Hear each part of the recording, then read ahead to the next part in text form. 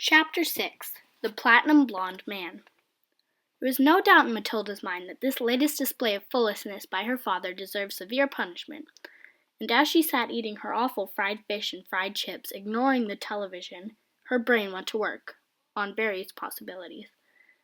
By the time she went up to bed, her mind was made up. The next morning she got up early and went into the bathroom and locked the door.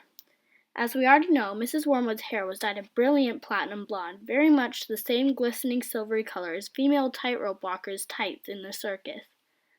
The big dyeing job was done twice a year at the hairdresser's, but every month or so between, Mrs. Wormwood used to freshen it up by giving it a rinse in the wash basin with something called platinum blonde hair dye, extra strong. This also served to dye the nasty brown hairs that kept growing from the roots underneath. The bottle of platinum blonde hair dye, extra strong, was kept in the cupboard in the bathroom. Underneath the title on the label was written words, "Caution, this is peroxide. Keep away from children."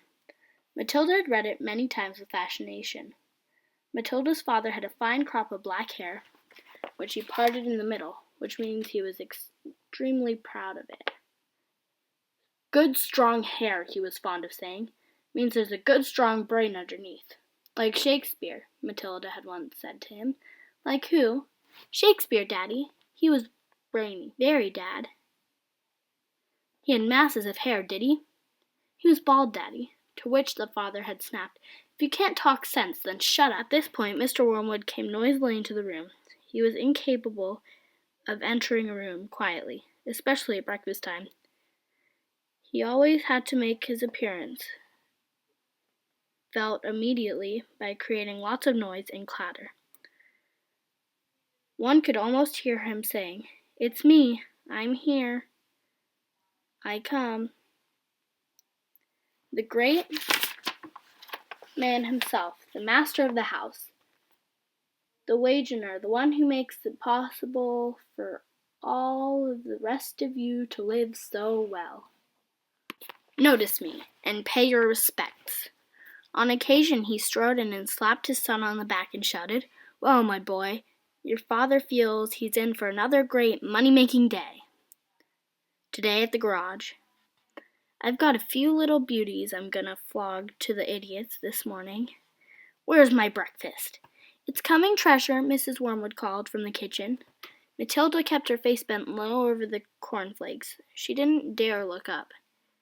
In the first place, she wasn't at all sure that it was going to see, and secondly, if she did see what she thought she was going to see, she wouldn't trust herself to keep a straight face.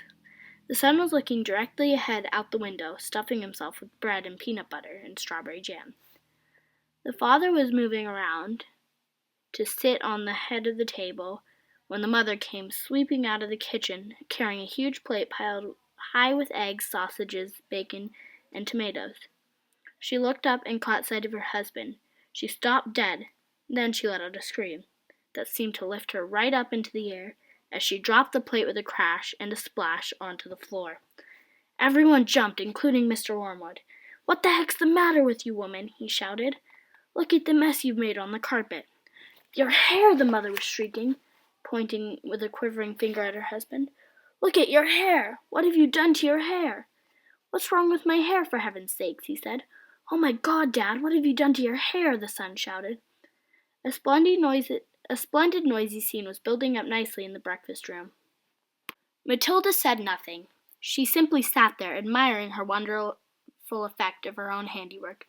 Mr. Wormwood's fine crop of black hair was now a dirty silver, the color this time of a tightrope walker's tights that had not been washed for the entire circus season. You've dyed it!" shrieked the mother. "Why did you do that, you fool? It looks absolutely frightful. It looks horrendous. You look like a freak." "What in the blazes are you talking about?" the father yelled, putting both hands to his hair. "I most certainly have not dyed it." "What do you mean, I've dyed it? What's happened to it? Or is this some sort of stupid joke?" His face was turning pale green, the color of sour apples. "You must have dyed it, Dad," the son said. "It's the same color as Mom, only much dirtier looking." "Of course he's dyed it," the mother cried. "It can't change color all by itself." What on earth were you trying to do? Make yourself look handsome or something? You look like someone's grandmother gone wrong. Get me a mirror, the father yelled. Don't just stand there shrieking at me. Get me a mirror. The mother's handbag lay on the chair at the other end of the table. She opened the bag and got out a powder compact that had a small round mirror in the inside of the lid. She opened the compact and handed it to her husband. He grabbed it and held it before his face, and doing so spilled most of the powder all over the front of his fancy tweed jacket. Be careful, shrieked the mother. Now look what you've done. That's my best Elizabeth Arden face powder. Oh my God, the father said, staring into the little mirror. What's happened to me? I look terrible. I look like you just gone wrong. I can't go down to the garage and sell cars like this. How did it happen? He stared around the room, first at the mother, then at the son, then at Matilda. How could it have happened? He yelled.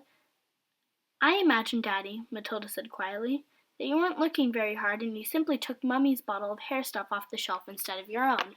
Of course that's what happened, the mother cried. Well, really, Harry, how stupid can you get? Why didn't you read the label before you started splashing the stuff all over you? Mine's terribly strong. I'm only meant to use 1 tablespoon of it in the whole basin of water. You've gone and put it all over your head. Neat. It'll probably take all your hair off in the ends. Is your scalp beginning to burn, dear? Do you mean I'm going to lose all my hair? The husband yelled. I think you will, the mother said. Peroxide is very powerful stuff. It's the stuff they put down in the laboratory to disinfect it. The pan only gives it another name. What are you saying? The husband cried. I'm not a laboratory pan. I don't want to be disinfected. Even diluted like I use it, the mother told him. It makes a good deal of my hair fall out, so goodness knows what's going to happen to you. I'm surprised you didn't take the whole top off your head. What shall I do? The father said. Tell me quick what to do before it all starts falling out, Matilda said. I'd give it a good wash, Dad, if I were you, with soap and water, but you'll have to hurry.